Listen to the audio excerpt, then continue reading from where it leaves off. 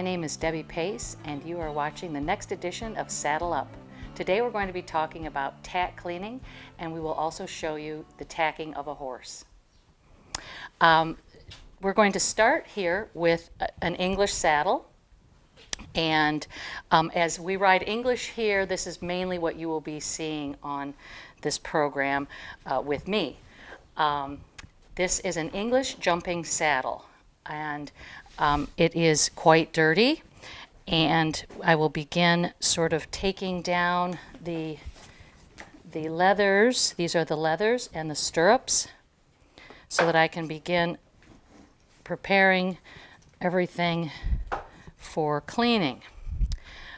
Why do we clean our tack is kind of a question, as some people don't do it very often, but for several reasons. And one is that leather is a skin, okay, just like your own skin, and it needs to, it gets dirt ground into the pores, and this will start to deteriorate your leather.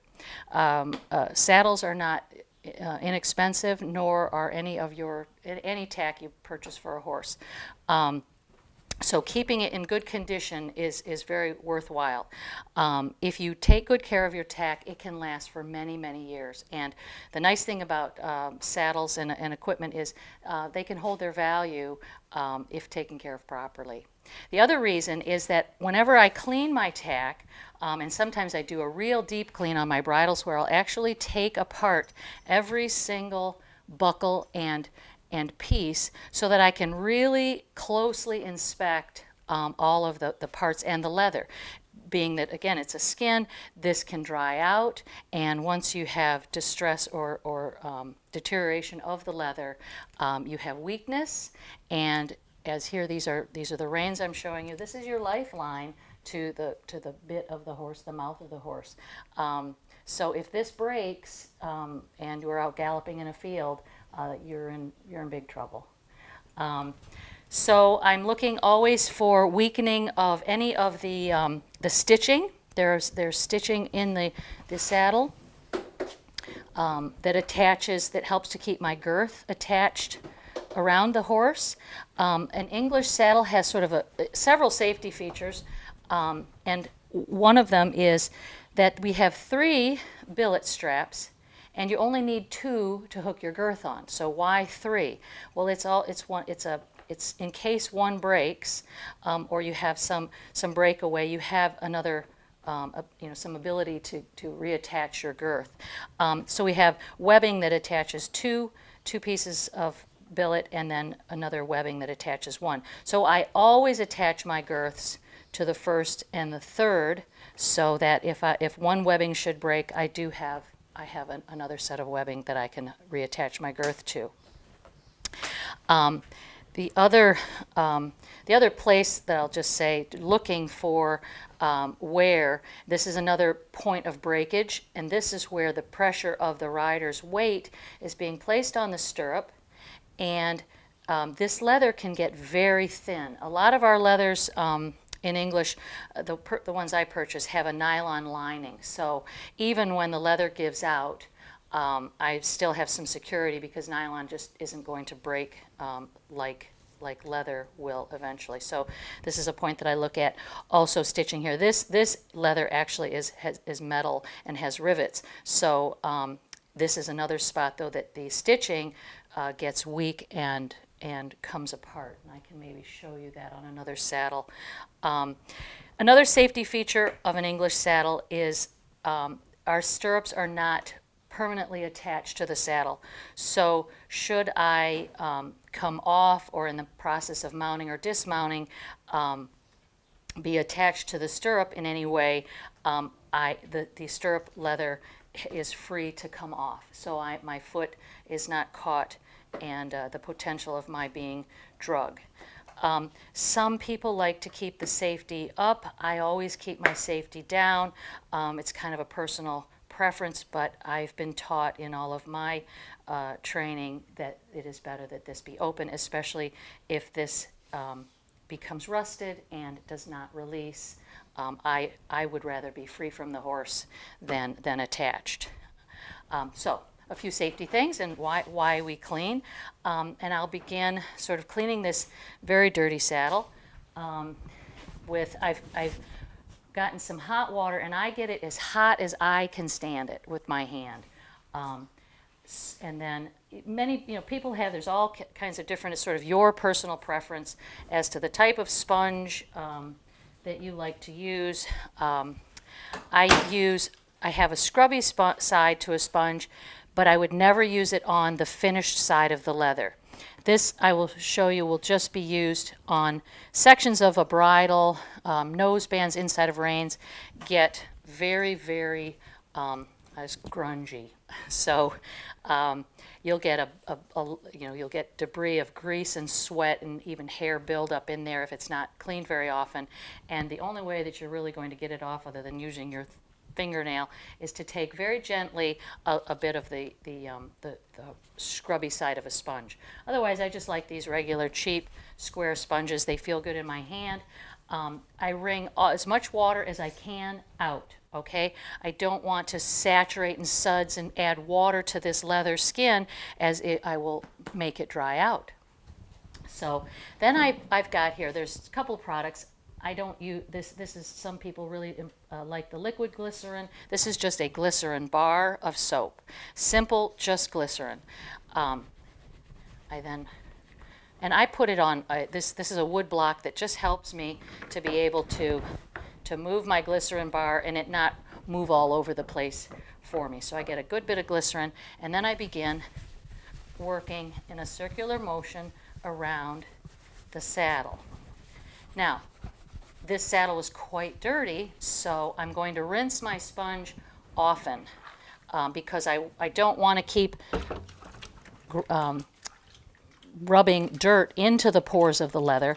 I'm trying to get the pores of the leather all clean. So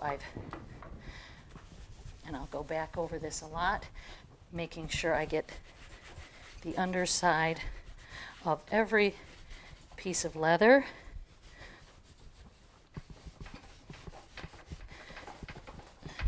And this is called this is a saddle rack, and this saddle rack has a nice little feature that one of my clients built for me, where I can flip this saddle upside down and get all of the underparts. So I will first clean the leather, and then I'm going to flip this over. Oops. All right. So I'll take my buckle off, so I can also inspect and see this is a place that will get distressed and worn. So I'm always wanting to check. And these parts are all very, very important for the safety of us being on a 12 to 1,500 pound animal. So I'm going to flip this saddle over, and I like to lay something soft in the, just to protect the saddle.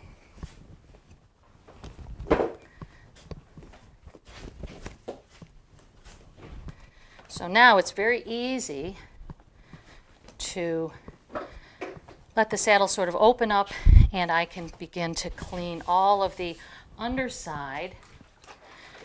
My saddle pad helps to protect the bottom of my saddle, but still on a hot summer day, there's the saddle pads get very wet, and the whole underside of my saddle will become very wet with sweat. So I clean all of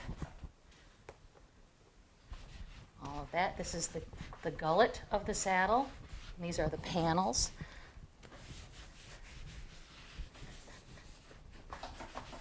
It's also a way, if your saddle has been dropped or stepped on, especially by a horse, there's the potential of having a broken tree. And the tree is kind of the life of your saddle. With a broken tree, your saddle is worthless and should be thrown away, as it can cause a lot of problems for your horse's back. And when you start to have behavioral problems and you wonder why he's wanting to buck and misbehave, there's a good chance that his back is very sore because the tree of your saddle is broken. So the under panels then. This saddle has some Velcro on it so that pads can be adjusted, so we don't have to worry about those.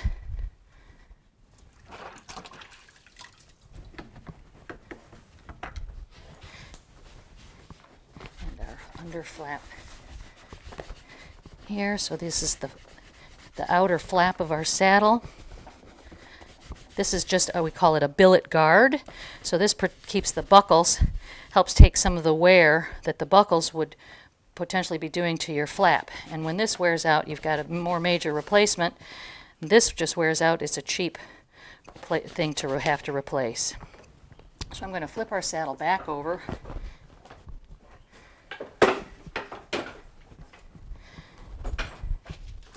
And just finish with the billets.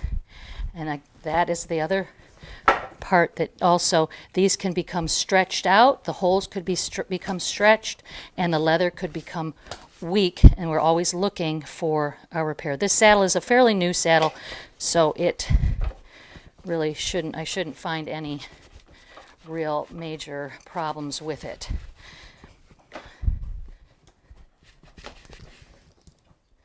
And you can do this, once you get doing this, you get it done pretty quickly.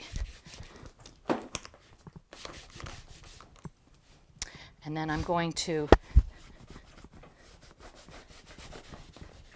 run my stirrups up and get them out of the way so that I can store the saddle back, or if I'm ready to put it on the horse, I don't have the stirrups clunking his back as I try to swing it over. And I also just clean the stirrup irons. If those are all muddy, when riding on a muddy day, you'll get your saddle all dirty again. The next thing is the girth, and I've chosen again another dirty girth. So here you see sort of the scurf, sweat, and grime that is left on your saddle after use. So I'm getting some fresh water now because the water in my bucket was quite dirty after just doing that saddle. So now I'm going to start with some clean water, and as hot as I can stand it, and I'll begin cleaning my girth. So what I did was I brought over two other girths here to also show you. This girth is beginning, this is another place to check for wear, and this girth is beginning to show some wear. So I'm going to keep an eye on this. This is also only a double elastic kind of girth, which gives it a little less strength. This is still fine. I've seen some very ratty elastic before, and if clients won't replace it, I cut them off so they can't put the girth on. Then they have to replace it. Just as something you do not want to ride with bad buckles on your girth. So this girth here is one that I'm going to take a little bit of that scrubby sponge first with just some water, again squeezed out, and I'm going to lightly just sort of rub it over to get all of that dried sort of sweat. Now, it would be best if this girth had been cleaned right after it was used, when it was that sweaty. This one did not, so we're going to clean it now. Okay, so I've basically rinsed it off, and now I'm going to take a little of our glycerin and begin to, a little elbow grease is what it takes to really get into cleaning your tack and taking good care of it. I'm going to flip it over, and this is the finished side of the leather. Both on this particular girth, there's a finished side here too. This is your rough side. Here's the back side of the leather. This has not got quite a finish on it.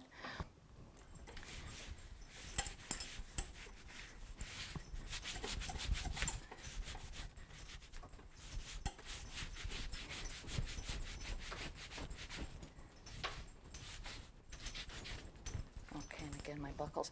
And this is a tri-fold elastic girth that I was talking about that just gives me a little more strength.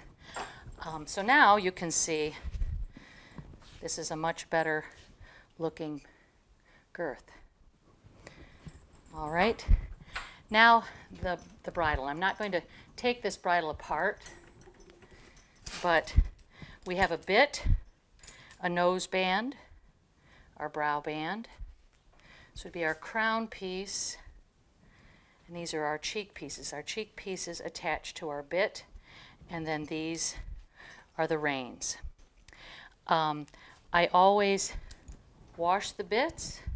They go without letting the leather soak, so I always make sure that all of my leather has been pulled up to the top, and then I put it in my bucket, and that might even soak if it's really yucky. I let that soak for a minute in my bucket, and there we go. And then I take my rougher side of my sponge and clean my bit with the rings, and then a little rinse.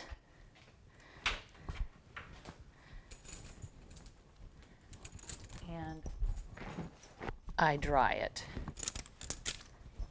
Again, I don't like to get my leather excessively wet.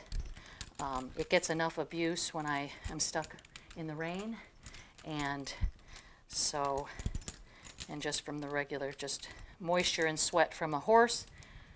So I try not to add more water, but just to keep it clean. These are rubber reins. Again, a personal preference.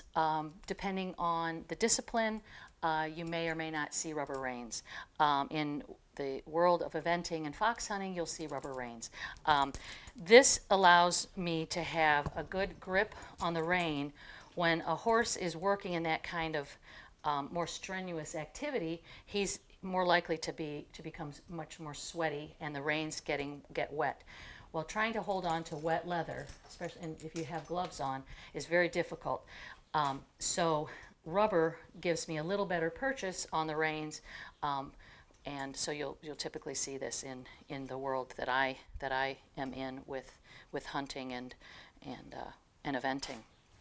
These rubber reins would also be cleaned kind of as I did the bit, with dipping them in the water. I have a little rougher scrub. There are all kinds of little nubbies in the rain that get, especially in the summertime right now, you're seeing these when they're not at their worst. They can become almost, I won't say black, but very, very dirty. So rinsing them under some just cold water, there's no need to put soap on them, and just scrubbing them with my scrubby, and then rinsing, and also then again I dry them. I would go through the same process of cleaning this bridle as I did the saddle in a damp, very, very damp sponge, and then moving throughout all of the parts. All right, so we're going to leave that. I will show you a breastplate, another piece of equipment that we use. I will be putting it on the horse we're going to tack. Same method of cleaning and checking, again, in all buckle parts for any sort of stress or weakness. I brought another girth here just to show you, and this girth for cleaning I throw in the washing machine on cold. We use a lot of these girths for some of our horses that have come in that have been over-girthed, and they're overly sensitive to being tacked. So I wanted to show you all this because this is a very helpful girth that I have found for those more, we call them girthy horses. And this is mohair, and we have double elastics, so elastics on both ends. So this is a very comfortable girth for a horse. Now that we've cleaned our tack, we're going to tack our horse. So we'll head out to the barn. So here we are in our nice clean barn, ready to tack Hannigan. I have over here all of our tack and saddle pads that we'll be using for Hannigan today. I have a nice clean pad that we start with that I'm going to throw gently on his back, a little well forwards of his shoulder. Here's his shoulder blade. Hannigan is an older horse and has a back that is beginning to get a little bit dropped. So we're going to have to put some supplemental pads on him to help balance our saddle out. So these are back riser pads, and for Hannigan at this stage, we're going to add 2. Nothing to say anything against our Hannigan. And now we're going to place the saddle, my string girth, which we talked about on the tack cleaning day, and the saddle. I'm going to gently put that up on top, not just throwing it on his back. You can see even now he's just moving in anticipation for having the saddle put on. I'm very gentle when I put the saddle on the horse's back. And then I'm going to pull all of the pads of the saddle. And I can take a look here, see, and I'm going to gently drop the stirrup. So I've gently placed the saddle on Hannigan's back, and I'm checking out the balance in this saddle on his back with these pads. So this saddle is now sitting in a nice balanced way. So when I put my rider in this saddle, she will sit in a balanced place. I'm going to use a breastplate on Hannigan, which helps to secure my saddle and also gives the rider something to hold on to when they are in the saddle, should they be nervous or worried. So now I'm finishing up attaching the breastplate, and now I'm going to put the girth on. And the breastplate will attach to the girth between his front legs. I also will start with my girth on the near side of the horse on the first hole. I don't do my girths too tight, especially when horses are standing on concrete, as they can panic and get into big trouble. So now the breastplate will run between his legs. The girth goes through the breastplate.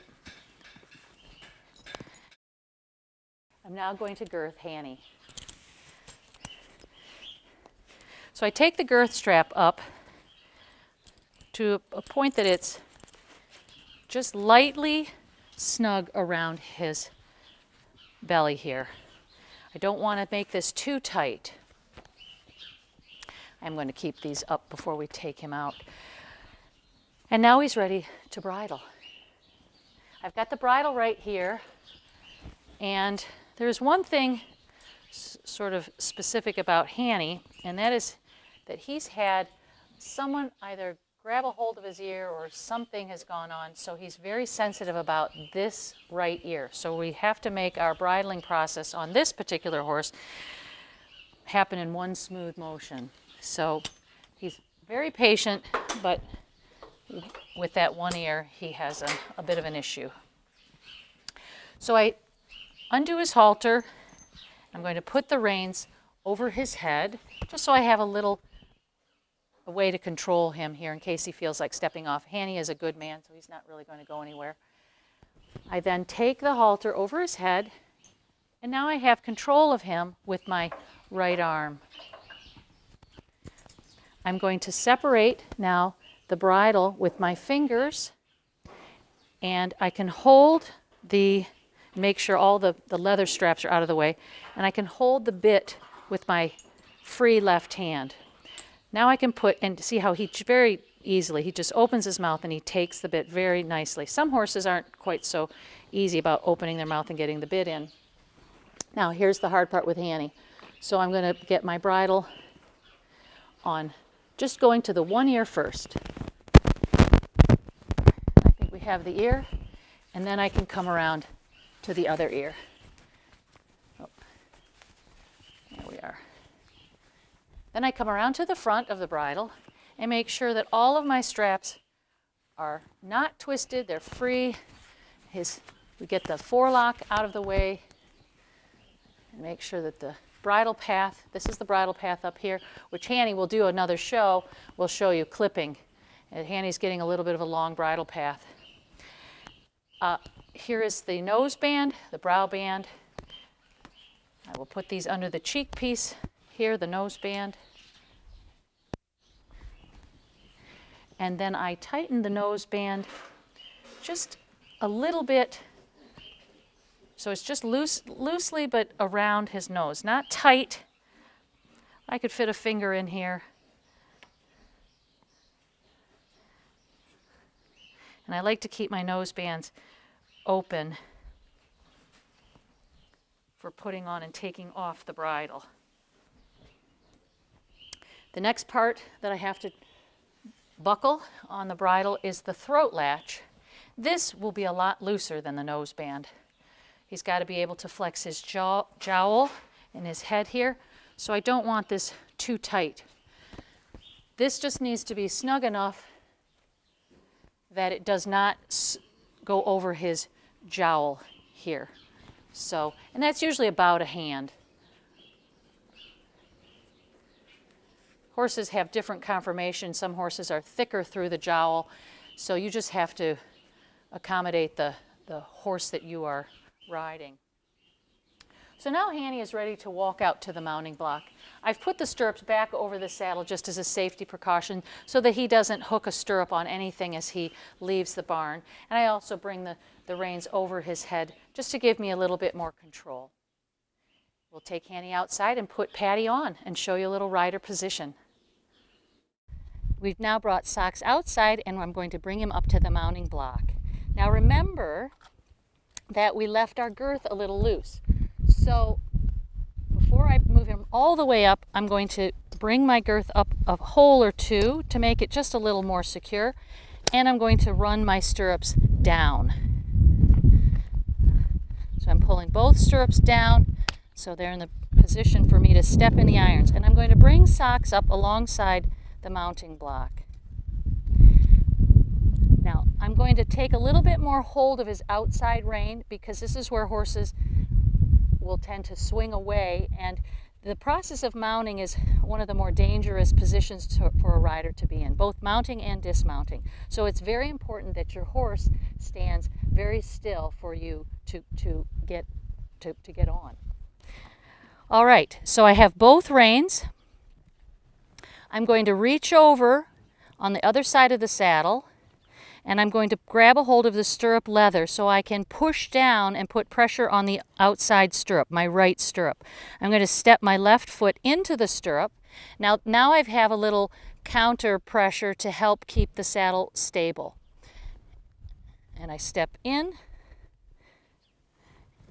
and I put my foot in the stirrup. And Socks is looking for a bit of a treat, possibly. So he's being a very good boy standing here. And now I have a bit of still a loose girth, so I always want to check it as I begin. And I have several horses, and I'm going to allow Socks to walk on as I begin to tighten my girth the rest of the way.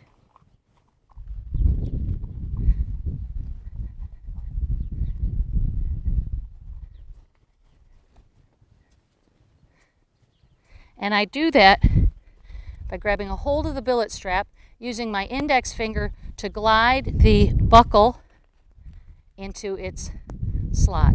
So I've taken up probably another 3 holes very easily, because once I sit in the saddle, I compress all of the padding down, and my girth will always be looser once I am in the saddle. So I never over tighten a girth before I get on the horse. So now we are ready for a ride, and we'll see you next week.